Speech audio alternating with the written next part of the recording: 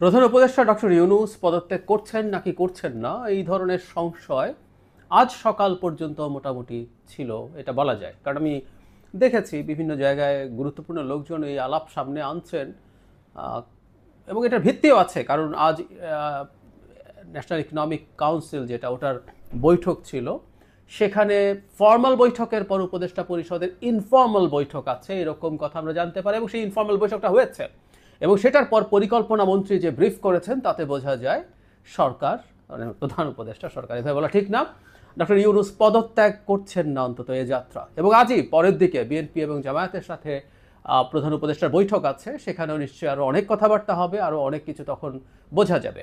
কিন্তু কয়েকটা কথা আমরা একটু স্পষ্ট করে বলবো। ডক্টর ইউনূস যা যা ঘটলো, উনি যা করেছেন, যা ঘটিয়েছেন, সেই প্রেক্ষাপটে উনি যা চেয়েছেন, সেই চাওয়াটা আমরা পূর্ণ করব কি করব না। পরিকল্পনা উপদেষ্টা কি বলেছেন আগে সেটা একটু জানি। তিনি বলছেন প্রধান উপদেষ্টা আমাদের সঙ্গে থাকছেন, উনি বলেননি উনি পদত্যাগ করবেন, অন্য উপদেষ্টারাও থাকছেন, আমাদের যে দায়িত্ব দেওয়া হয়েছে আমরা সেই দায়িত্ব পালন করতে এসেছি। তিনি আরও বলেন এই দায়িত্ব ছেড়ে তো আমরা যেতে পারবো না। উনি বলছেন এর উপরে তো আমাদের দেশের ভবিষ্যৎ নির্ভর করছে, যেসব প্রতিবন্ধকতা আছে সেই প্রতিবন্ধকতাগুলো নিয়ে তারা আলোচনা করেছেন। তিনি বলেন বড় পরিসরে আগামী নির্বাচন এবং একটি সুশাসিত গণতান্ত্রিক ব্যবস্থায় উত্তরণের জন্য যে ধরনের ক্ষেত্র তৈরি করা দরকার, সে কাজেও কী কী প্রতিবন্ধকতা কোথা থেকে আসছে সেগুলো আমরা চিহ্নিত করার চেষ্টা করছি। এবং উনি লক্ষ্য অর্জনে সবাইকে একসাথে হতে বলছেন, এবং বলছেন এটা তো আমাদের একার দায়িত্ব না। আমি এইটুকুতে আপাতত থামি। উনি আরও কিছু কথা বলেছেন আমাদের প্রধান উপদেষ্টার সাথে রিলেটেড কথা এগুলো। প্রধান উপদেষ্টা যখন পদত্যাগ করতে পারেন এই সম্ভাবনার কথা বলছেন জনাব নাহিদ ইসলাম তার সাথে দেখা করার পর, তখন একটা ভিডিওতে আমি বলেছি যে দুটো অপশানই আছে, আসলে বেশি অপশান নাই। একটা হলো উনি সত্যি পদত্যাগ করতে চান, উনি খুবই ক্ষুব্ধ হয়েছেন দৃশ্যত সেনাবাহিনী প্রধানের বক্তব্য, এবং বিএনপি দুদিনের জন্য মাঠে ছিল। এর আগে শত শত লোক, শত শত বার মাঠে নামা হয়েছে, 2-4 জন 10 জন মিলেও ঢাকা ব্লক করে দেওয়া হয়েছে। উনি রাগ করেননি। উনি বিএনপি যখন নেমেছে, বিএনপিও এই অর্থে না, ইশরাকের কিছু সমর্থক ভিন্ন ব্যানারে হলো, ওনারা বিএনপিরই লোক, আমরা এভাবেই পড়বো এটাকে। তো এটা উনি খুবই ওনার খারাপ লেগেছে, ওনাকে কাজ করতে দেওয়া হচ্ছে না। তখন বলেছিলাম যে উনি যদি সত্যি চলে যেতে চান সেটা খুবই শিশুতোষ আচরণ হবে। এরকম খুবই টার্মোয়াল একটা টাইমে তিনি এই দায়িত্ব নিয়েছেন, এবং এই দায়িত্ব নেওয়ার পর তার এই ধরনের আচরণ কোনোভাবেই করা উচিত না। আর একটা অপশন ছিল যেটা এক ধরনের ড্রামা, এক ধরনের চালাকি, যেটার মাধ্যমে আসলে উনি এই পরিস্থিতি তৈরি করলেন so that all the people gate frightened.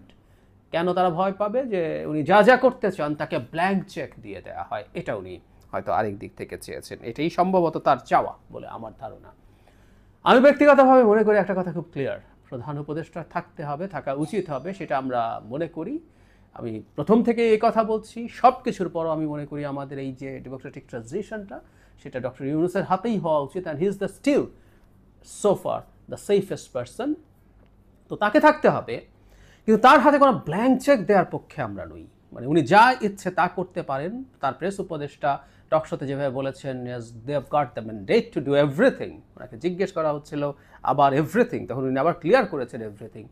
না, এই সরকারকে আমরা এভরিথিং করার কোনো ম্যান্ডেট দিচ্ছি না, তাদের কোনো ব্ল্যাঙ্ক চেক দেওয়া হবে না। ইভেন শেষ পর্যন্ত যদি ব্ল্যাঙ্ক চেক না পেয়ে ডক্টর ইউনূস পদত্যাগও করতে চান, তারপরও ব্ল্যাঙ্ক চেক দেওয়া যাবে না। ব্ল্যাঙ্ক চেক আমরা একটা নির্বাচিত সরকারকেই দিতে প্রস্তুত নই। বহু হয়েছে, প্রত্যেকটা নির্বাচিত সরকার সব কিছু করতে পারে।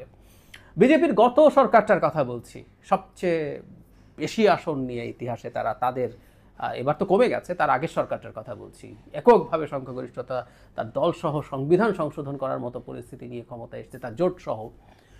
সেই দল তো যা ইচ্ছা তা করতে পারে নাই। কৃষি আইনের কথা আমাদের মনে আছে না? সেই কৃষি আইন করে সেটা নিয়ে যে সংকট হয়েছিল, এবং সেই সংকটের পর ফাইনালি দেখা গেছে কৃষকদের আন্দোলনের মুখে সেই আইন প্রত্যাহার করে মোদিকে হাত জোড় করে ক্ষমা চাইতে হয়েছিল। সো চাইলেই যে কোনো কিছু বা এভরিথিং নির্বাচিত সরকারই পারে না। আর এখানে একটা অনির্বাচিত সরকার, এবং শুধু সেটা না, যে সরকারটা কিছু ভেস্টেড ইন্টারেস্ট গোষ্ঠীর খপ্পরে পড়েছে, এটা স্পষ্টভাবে ভিজিবল এখন, সেই সরকারকে সব কিছু ছেড়ে দেওয়ার কোনো মানেই আসে না, প্রশ্নই ওঠে না। আমরা তাকে ব্ল্যাঙ্ক চেক দেব না, সরি। ডক্টর ইউনূস খুবই সম্মানিত মানুষ, ওনার অনেক অর্জন আছে, অসম্ভব প্রতিভাবান মানুষ। সারা পৃথিবীতে এরকম জায়গা খুব প্রতিভাবান না হলে কেউ পেরে ওঠেন না। কিন্তু আমাদের একই সাথে মনে রাখতে হবে, বাংলাদেশের মতো খুবই কমপ্লেক্স একটা দেশ প্রশাসন চালানো, আর উনি এতদিন যা করেছেন, তার সাথে হিউজ ডিফারেন্স আছে এবং ইনি দৃশ্যত এতে খুব বাজেভাবে ফেইল করেছেন। আমি মাথায় রাখছি শেখ হাসিনা কী পরিমাণ ক্ষতি আমাদের করে দিয়ে গেছেন, সেই জায়গায় দাঁড়িয়ে তিনি কাজ করেন, সেই জায়গায় দাঁড়িয়েও এর চাইতে ভালো কাজ করা বা ভালো আউটপুট দেওয়া খুবই সম্ভব ছিল। কিন্তু সব কিছুর পরও বিশেষ করে ভারত আমাদের উপরে যে পরিমাণ হোস্টাইল ছিল শেখ হাসিনার পতন এবং পালিয়ে যাওয়ার পর, সেটাকে নিউট্রালাইজ করার জন্য তার অসাধারণ ভূমিকা আছে। তার মতো একটা ব্যক্তিত্ব আমাদের মাথার উপরে থাকার কারণে আমরা এই ঝড়ঝাপটাগুলোতে কম ভুগেছি। ঝামেলা করছে ইন্ডিয়া, কিন্তু এটা একেবারে ডেভাস্টেটিং ডিজাস্টারাস কিছু হয়নি ডক্টর ইউনূসের কারণে, কোনো সন্দেহ নাই। আমাদের এই ঋণ তার কাছে আছে, সেটা আমরা, উনি দায়িত্ব নিতে চেয়েছেন, দ্যাটস ফাইন। কিন্তু উনি দেশ ভালো চালাচ্ছেন না, এবং আইদার তিনি নিজে এই খেলার অংশ অথবা যারা এই খেলাটা খেলছে তাদের খপ্পরে তিনি পড়েছেন, পড়ে এই দেশটাকে নিয়ে রীতিমতো কিছু নার্সিসিস্ট, কিছু রাইটিস্ট লোক মিলে এই দেশটাকে একটা খুবই বাজে গন্তব্যের দিকে নিয়ে যাওয়ার চেষ্টা করছে এখনও। সেটা হলো তারা নির্বাচন পিছিয়ে দিতে চায়, তারা ক্ষমতায় থাকতে চায়, ক্ষমতা উপভোগ করতে চায়, এবং একটা নির্বাচনী ব্যবস্থার মধ্য দিয়ে যেভাবে পাওয়ার ট্রানজিশন হওয়ার কথা সেগুলো সব হ্যাম্পার করতে চায়। এবং আমরা কে না জানি এইসব ক্ষেত্রে মাঠে ইসলামিক র্যাডিক্যালদেরকে নামানোর চেষ্টা আছে, এবং ডক্টর ইউনূস তাদের বিরুদ্ধে কোনো কিছু কখনো করেন নাই। এবং আমাদের এটুকু না বললেই নয়, বাংলাদেশে একটা খুবই রাইটিস্ট লোকজনের বাড়বাড়ন্ত আছে। এটা যদি দেখা যায়, এটার বেনিফিট ভারতের সবচেয়ে বেশি হয়, তার অভ্যন্তরীণ পলিটিক্স, এবং ভবিষ্যতে বাংলাদেশে ঝামেলা তৈরি করার জন্য আন্তর্জাতিক যে সমর্থন দরকার সেটাও সে পেয়ে যাবে। হাসিনা ভালো ছিল না, কিন্তু হাসিনা যাওয়ার পর এখানে রাইটিস্ট লোকজন মাথাচাড়া দিয়েছে, এই ন্যারেটিভটা ওয়েস্ট খাবে। সুতরাং যারা অ্যাপারেন্টলি ভারত বিরোধিতা করে কিন্তু এগুলোর পক্ষে সাফাই গায় বা এগুলোকে উস্কে দেওয়ার চেষ্টা করে, তাদের ব্যাপারে আমাদের সতর্ক থাকা দরকার। সো এখানে অনেকগুলো পরিকল্পনা আছে, ক্ষমতা শুধু এক্সটেন্ড করা না, এখানে আরেকটা পরিকল্পনা আছে বলে আমরা বুঝতে চাই। শুধু সেটা না, এমন সব ইস্যুতে, এই যে মিয়ানমার করিডোর নিয়ে বা এরকম আরও কতগুলো পলিসি ইস্যুতে সরকার ঢুকছে, বিশেষ করে মিয়ানমার করিডোর, যেটা বাংলাদেশকে একটা যুদ্ধ অবস্থায় নিয়ে যাবে, এবং এটা পরিকল্পিতভাবে এই যুদ্ধ অবস্থা তৈরি করার চেষ্টা হচ্ছে বলে আমি মনে করি। আমি বিশ্বাস করি ডক্টর খলিল এটার গুরুত্বপূর্ণ পার্ট, এবং তিনি somehow made doctor Yunus convinced. এখানেও অবশ্যই একই কথা, উনি এত কনভিন্সড হবেন কেন? উনি যদি নিজে এগুলো নাও বোঝেন, ওনার এই পলিসি ডিসিশনগুলোতে যাওয়ার দরকার নেই, একদম না।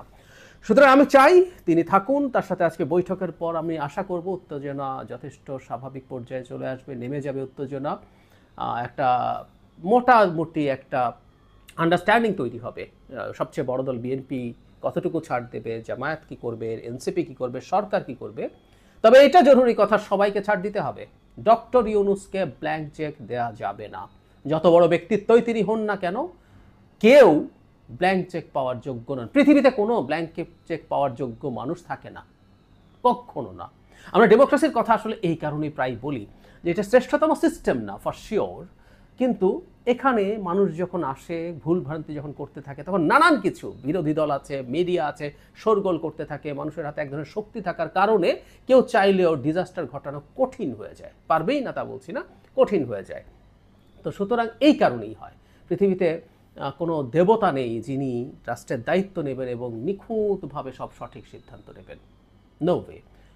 আমরা প্রধান উপস্থিত দেশটাকে অবজার্ভ করব তিনি সব ঠিকঠাক মতো করছেন কিনা, এবং যে গোষ্ঠীটার কথা বলছি সেই গোষ্ঠীটাকে তিনি তার সাথ থেকে সরাচ্ছেন কিনা, তার ভিজিবল কতগুলো সিগন্যাল আমাদের দেখতে হবে।